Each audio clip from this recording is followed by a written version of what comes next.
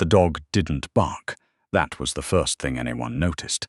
Valor was a 7-year-old Belgian Malinois, trained by the RCMP's National Police Dog Service, decorated twice, and known across 3 provinces for never breaking formation during a ceremony. His handler, Constable Brodie Cahoe, had worked beside him for 4 years. Brodie knew every sound that dog made, the low rumble before a building sweep, the sharp single bark when he'd found what he was looking for, the soft huff he let out when he finally settled down for the night. What Valor made that morning wasn't any of those sounds. It was something Brodie had never heard before, something between a whimper and a cry, high and thin and desperate, like a door being opened after a very long time. The National K9 Memorial Ceremony in Ottawa was held every second year at the War Memorial Grounds on Elgin Street. It drew hundreds, officers from coast to coast, politicians, families of fallen handlers, and the dogs themselves, sitting precise and still in formation while speeches were given and names were read aloud from stone. It was a solemn event, a disciplined one, the kind of ceremony where nobody moved unless ordered to. Valor moved. He lurched forward so hard his front paws left the ground, and Brodie had to throw both hands onto the leash to keep him from bolting entirely. Across the formation, heads turned.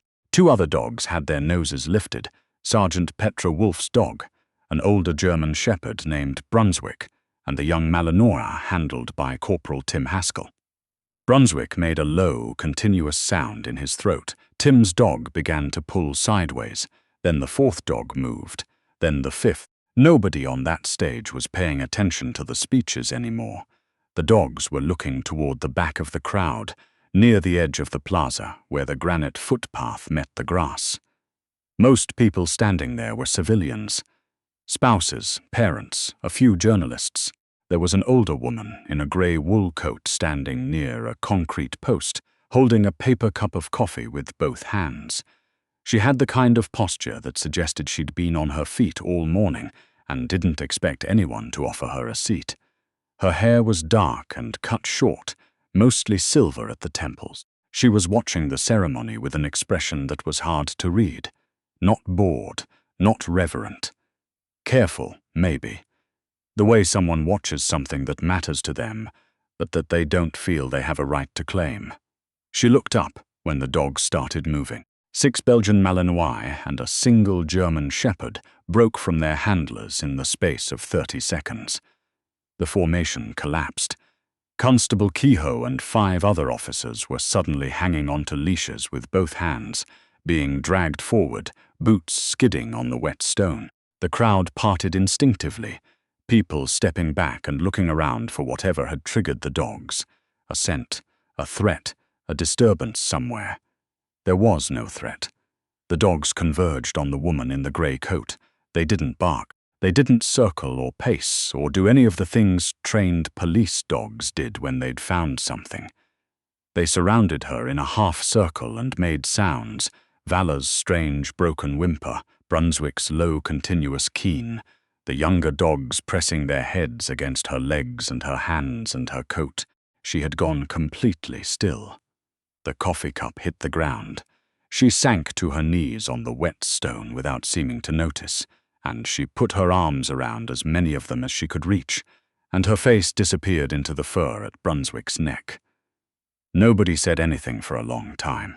Then an officer near the stage asked, very quietly, who that woman was. Nobody knew. Her name was Saoirse Dunmore, and she was 31 years old, and she had driven 11 hours from a small farm outside Moosonee in northern Ontario to stand at the back of a ceremony she hadn't been invited to. She had not expected the dogs to remember her. She had not, if she was being honest with herself, expected anything at all. The farm had belonged to her uncle, originally. Padraig Dunmore had come over from County Clare in the late 80s. One of those men who arrived with almost nothing and built something through sheer refusal to stop. He'd settled in northern Ontario because a cousin was already there, started out working on other people's land, and eventually bought 40 acres of his own in a place that was too remote for most people to find appealing. He raised working dogs.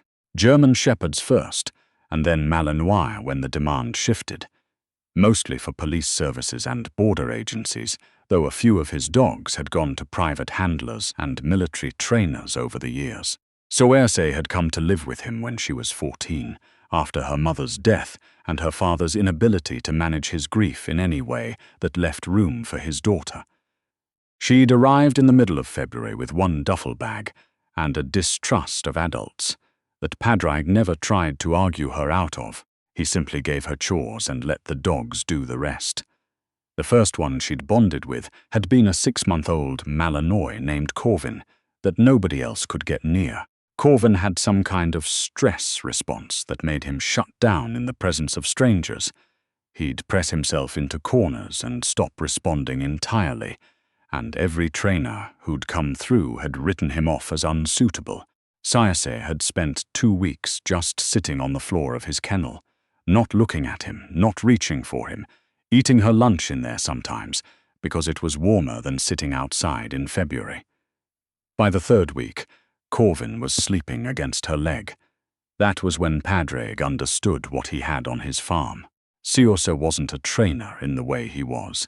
She didn't have his discipline, his technical vocabulary, his decades of understanding how to build a working dog's obedience. What she had was something he couldn't teach, a quality of stillness, a patience that wasn't passive but active, a way of communicating that the dogs seemed to receive on some frequency he couldn't identify. He started bringing her in on the difficult ones, the traumatized dogs, the ones that had been mishandled before they arrived, the ones with deep avoidance responses that conventional methods couldn't reach. By the time she was 17, every complex intake on the farm went through Saoirse first. By the time she was 20, the RCMP trainer who'd been coming to Padraig's farm for years told him flatly that she was the best natural handler he'd ever seen, and he'd been in the field for 30 years.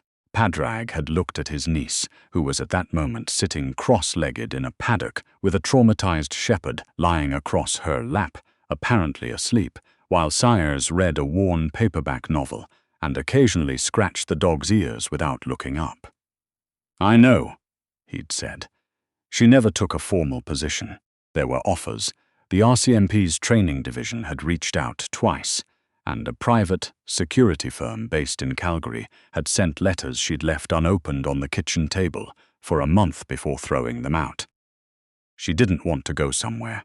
The work she cared about happened here, on this specific 40 acres, with the specific population of animals her uncle had spent 30 years understanding how to find and develop. She also didn't want to leave Padraig. He was in his late 60s by then, still strong but beginning to slow in the way that strong people slow, not all at once but in small increments that only someone paying close attention would notice. Saoirse paid close attention. She took on more of the physical labor. She stopped taking the long drives she used to take alone on winter nights and started staying in closer. It wasn't sacrifice, exactly.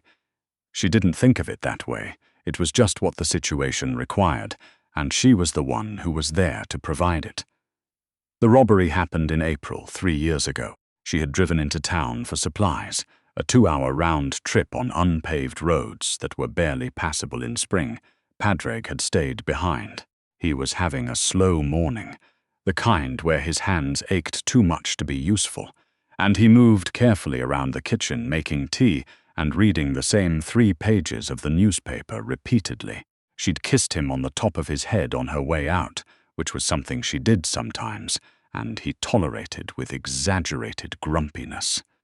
When she came back, the farm was quiet in a way that farms are never quiet. 11 dogs were gone. The kennels stood open, the latches cut. Padraig was sitting on the ground near the main kennel door with his back against the post and his face very pale. He'd heard something come out to check and been struck hard enough on the side of the head to put him down. He'd been unconscious for a time he couldn't measure. When he came around, the dogs were already gone. The 11 included Brunswick, then only 2 years old. It included a young Malinois named Torque, who'd been on the farm for 6 weeks and was just beginning to come out of a severe shutdown response. It included 3 others that Saoirse had been working with for over a year. Fable, a female shepherd with exceptional scent discrimination, and 2 Malinois brothers, Crest and Ridge, who'd arrived as puppies and never known another home. The police came. Reports were filed. Padraig sat at the kitchen table with an ice pack on his head and gave his statement 3 times to 3 different officers, with the careful patience of a man who understood that the process required it. Saoirse didn't cry. She stood in the empty kennels until well after dark, and she didn't cry. What she felt was not grief. Exactly. It was more like something had been removed from inside her chest, and she wasn't sure yet what would fill the space. The investigation turned up very little, very slowly. A dog trafficking network operating across northern Ontario and into Quebec, moving stolen working dogs through falsified breeding records to buyers who asked few questions. The OPP was aware of them. The RCMP was aware of them. Awareness had not yet translated into anything useful. Padraig had a stroke in October of that same year. Not from the blow to his head. The doctors said the 2 events were probably unrelated, that the stroke was something that had been developing for a while, a consequence of years and genetic doctors and the kind of stubborn refusal to visit doctors that characterized the men of his generation. He survived, but his left side was significantly weakened. His speech was slower.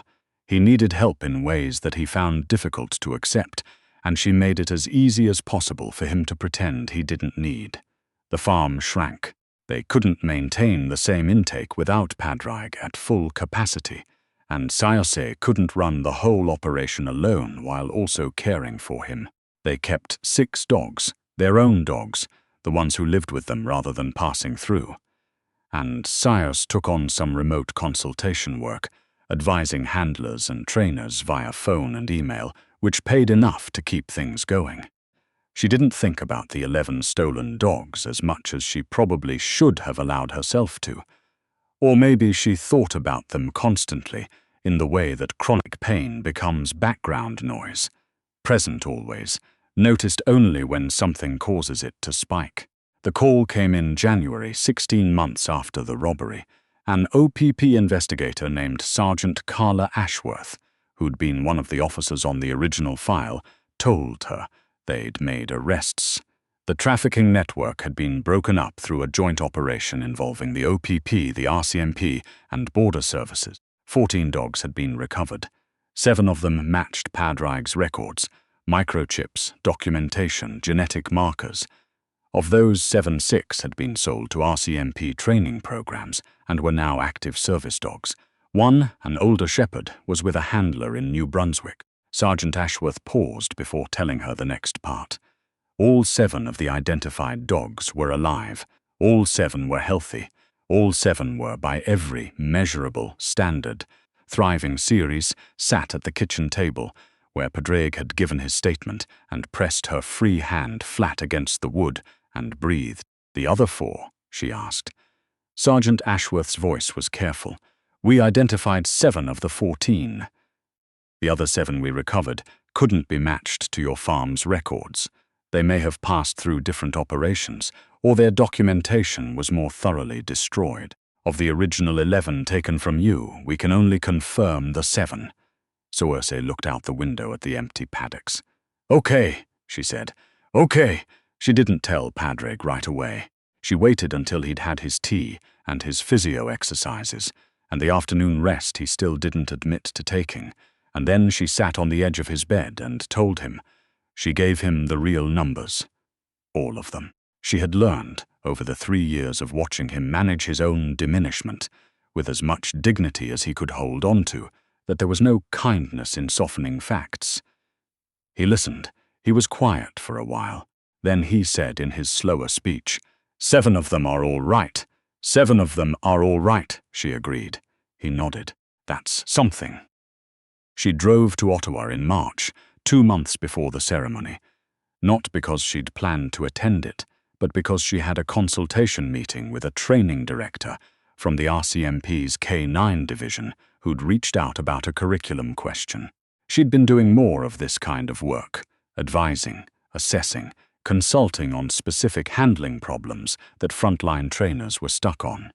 She didn't charge much. She did it because it kept her connected to the world of working dogs in a way that felt sustainable, now that the farm was smaller and quieter than it had been. The training director, a man named Inspector Graham Belleros, had mentioned the ceremony over coffee. It was in May, he said, right there in Ottawa. He thought she might want to know, given that several of her uncle's dogs were now active service animals and would likely be in the formation. She'd driven home that afternoon with the date written on a gas station receipt that she'd tucked into the sun visor of the truck.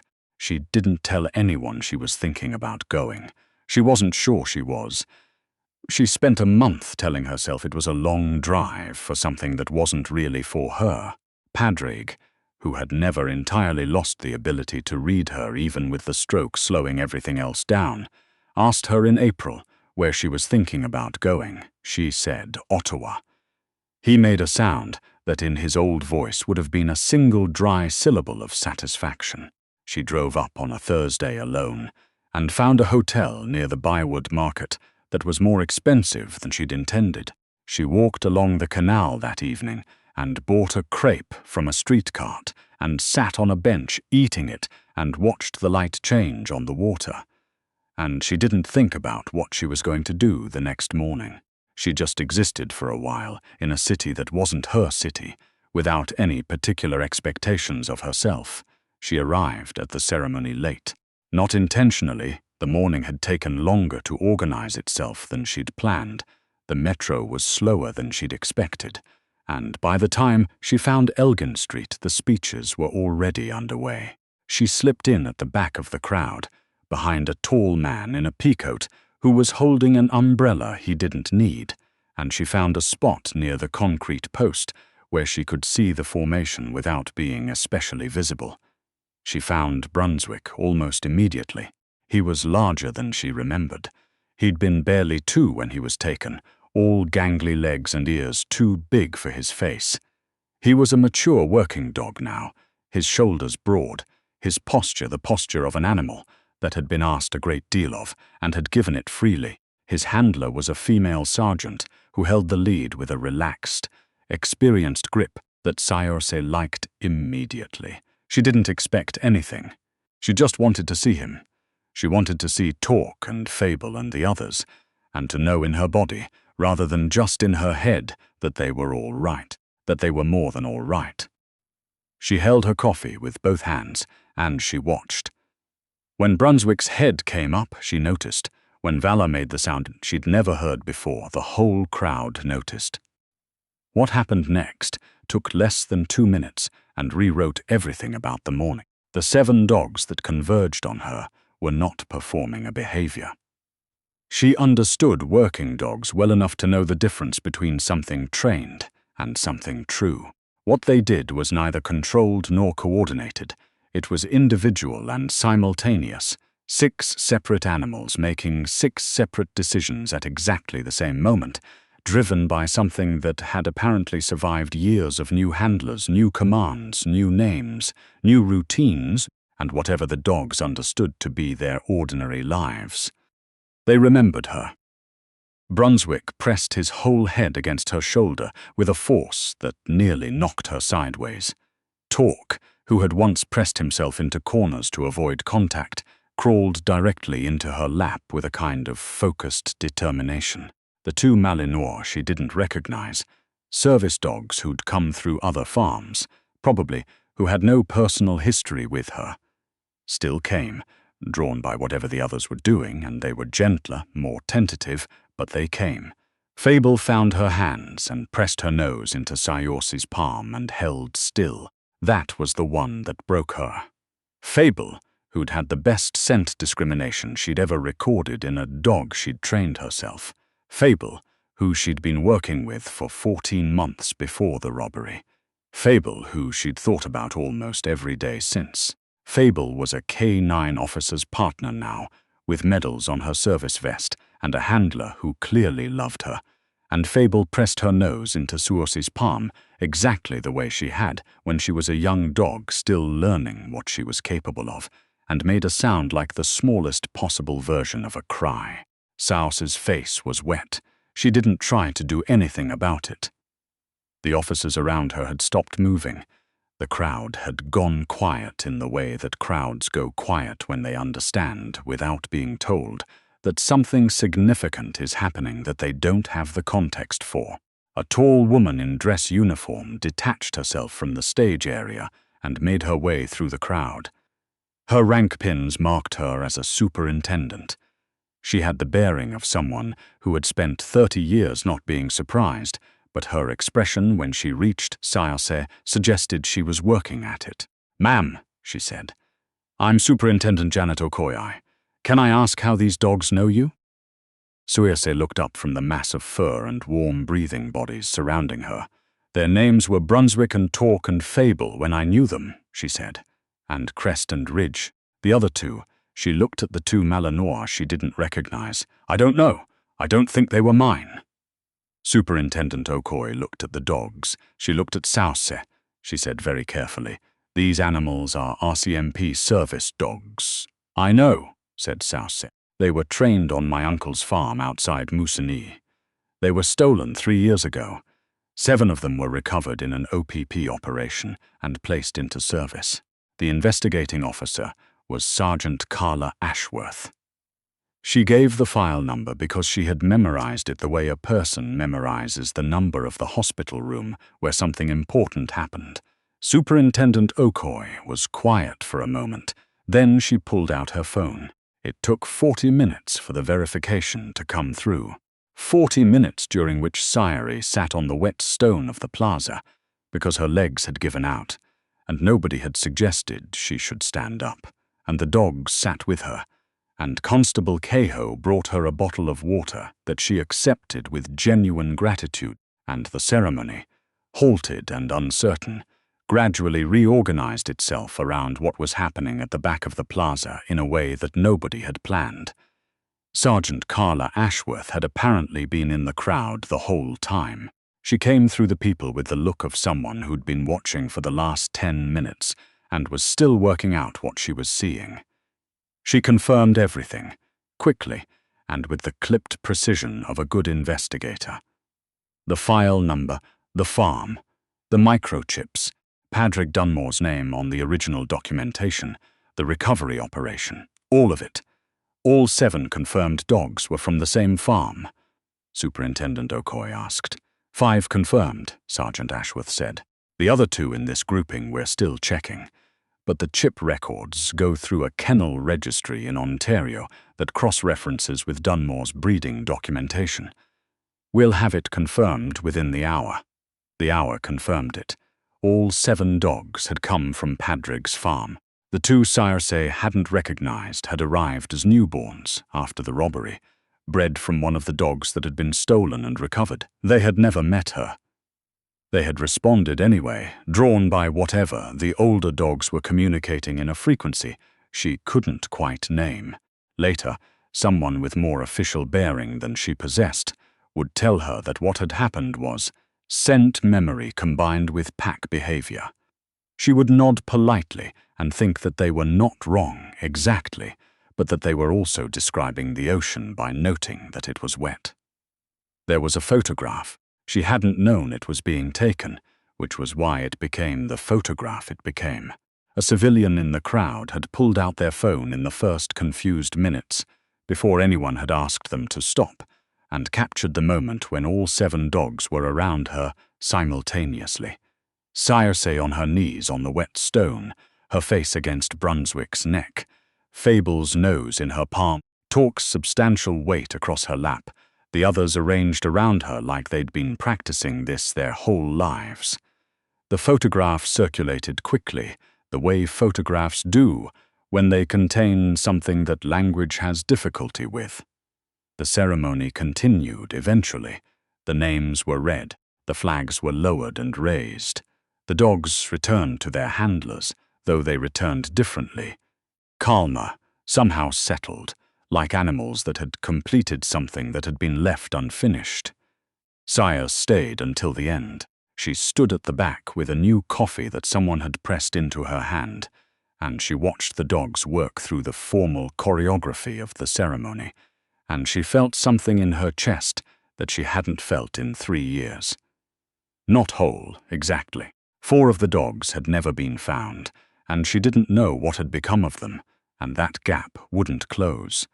Padraig's farm was smaller now, and quieter, and his left hand still didn't work the way it had, and none of that would be undone by an afternoon in Ottawa. But 7 of them had made it. 7 of them were strong and decorated, and working beside people who trusted them with their lives. 7 of them had remembered her from across a crowd, through years and distance, and the complete restructuring of their daily existence, and they had not hesitated. Superintendent Okoye found her before she left. "I want you to know," she said, "that your uncle's documentation was part of what made the recovery possible. The registry records, the microchipping, the OPP were able to make the identifications because the records were meticulous. You and your uncle built something that held up even when everything else was taken." Saoirse looked at her. "I'll tell him that," she said. "He'll pretend it doesn't matter and then repeat it to everyone who comes over for the next 6 months." Superintendent Okoye almost smiled. On her way out of the plaza, Brunswick's handler, Sergeant Petra Wolfe, who turned out to be from Sudbury and had been transferred to Ottawa 3 years ago, stopped her.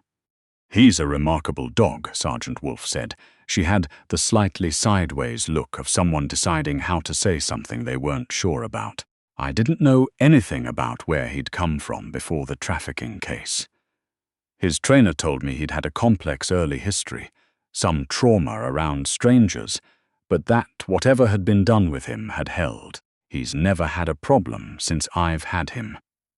Saoirse looked at Brunswick, who was sitting very correctly beside his handler with his focus forward, the picture of a working dog at the end of a public ceremony. "His first name was Brunswick because he had this marking on his left shoulder," she said. "Like a little stripe. I spent 6 weeks convincing him that hands weren't a threat. He used to curl into a ball when anyone reached for him." She paused. "He's good now. He's extraordinary," Sergeant Wolfe said. She hesitated. "Would you? The division has some problem animals right now, dogs that aren't progressing the way we'd hoped. I don't know if this is something you'd consider, but if you consult—" "I do consult," Saoirse said. She drove home the next morning. The roads were clear, which was unusual for May in that part of Ontario, and she made good time. She stopped for coffee in North Bay and sat in the truck in the parking lot and looked at the photograph on her phone. The one from the plaza, the one she hadn't known, was being taken for a long time. Then she called Padraig.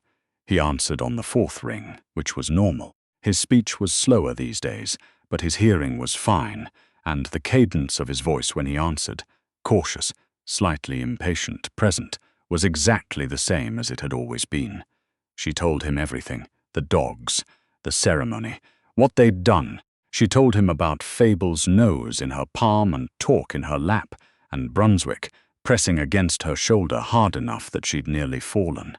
She told him what Superintendent Okoye had said about the records. She heard him breathing on the other end of the line for a long moment. 7, he said finally. 7, she said. Another pause. She could picture him at the kitchen table, his good hand curled around his tea mug, looking out at the paddocks that were smaller now than they'd been and still worth looking at. "Well," he said, "we'll need to call Inspector Bellerose back about that curriculum." She understood what he was saying. He was saying, "We're still here. The work is still worth doing. The thing we built hasn't been undone. It's just different now, and different doesn't mean finished." "I already have his number," she said. She could hear over the phone the small sound he made. Not quite a laugh. Something quieter than that, and more lasting. The truck idled in the North Bay parking lot for another few minutes while she finished her coffee. Outside, the sky was doing something particular that Northern Ontario skies do in May, that specific blue that isn't quite summer yet but is no longer apologizing for still being cold. A dog in the truck next to her had its head out the window, ears back, eyes half closed with the pleasure of wind. She watched it for a while, then she pulled out of the lot and pointed the truck north, toward home.